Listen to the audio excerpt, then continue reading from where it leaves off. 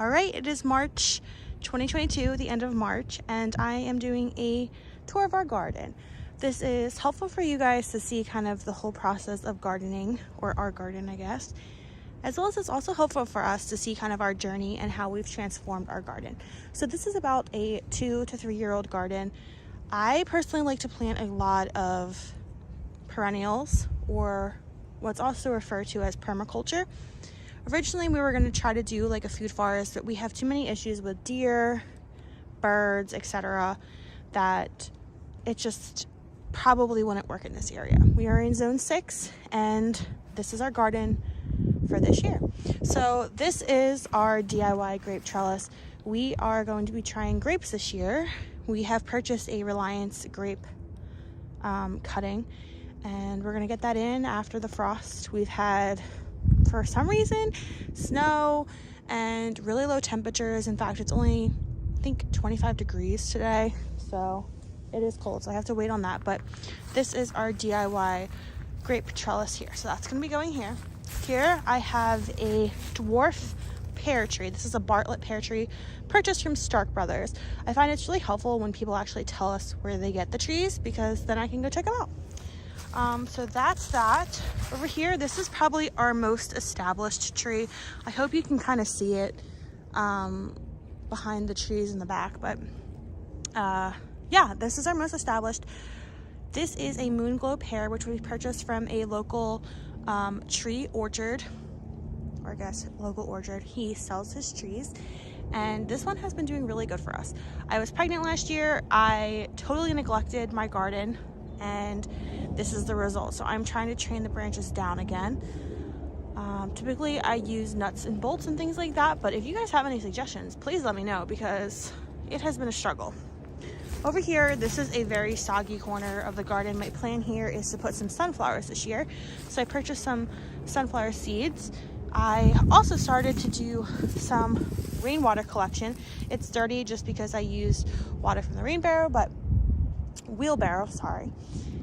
But that is my idea of getting some rainwater. Here I have my berry patch.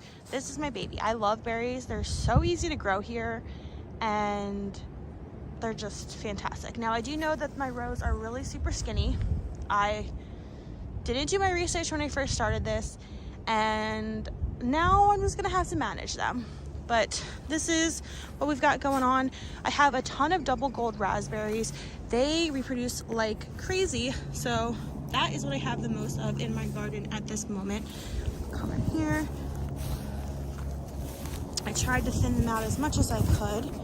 We have my 2 blueberries here. I used to have 3, 1 died, so we're hoping for the best here. Blueberries haven't been too good for me, but I think it's because my soil is super basic. I have a Prime Arc Freedom here, and then a boysenberry here, and then the rest is all double gold. Double gold went crazy. Here I also have a Prime Arc Freedom. Looks like it did okay with the frost last night. Yeah, looking okay. So I'm gonna open this up, let this get a little bit of sunlight, and then tonight I'm gonna have to put that back on because it's gonna be freezing again. So that's our little berry area, and we do have some deer netting, just mainly for the birds, but also the deer are incredibly terrible for us. They actually destroyed our crop last year. So this is a new feature here. This is some weed barrier taping, oh my god. This is weed barrier, and I still have to put a little bit more landscaping tacks in, but there are 10 holes here to plant things like peppers, maybe some zucchini, not sure yet. Over here is our infected Santa Rosa plum tree.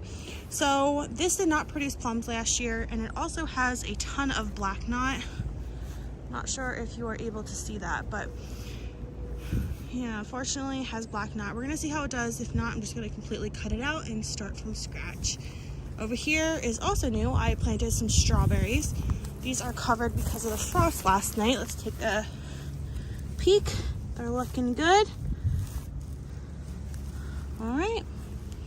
So those are my strawberries at the moment. Over here we're going to be planting some asparagus. I tend to do the cardboard method of weed control, so I put down a layer of cardboard, get rid of all the tape and stickers and things, put a layer of nice compost and soil around it, and grow right in there. It's worked great. In fact, that's how I got my berry rose. Some are fresh, some are old, but the cardboard has completely disintegrated and is turning into soil. I have some more local compost in my wheelbarrow, but this is a new trellis. I'm going to be growing some cucumbers and some pole beans here.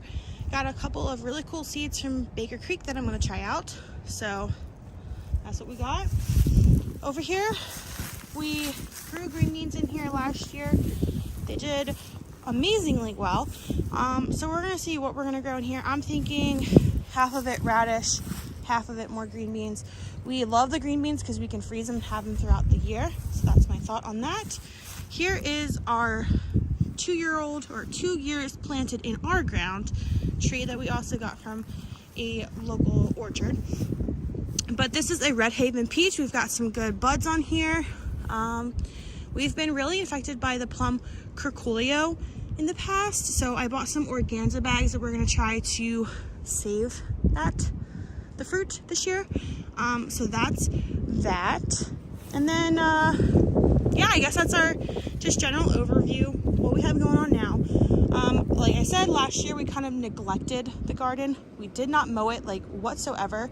So we have a thick layer of basically natural compost coming in here. I'm hoping that it's going to keep a lot of the grass at bay, although there are patches of grass.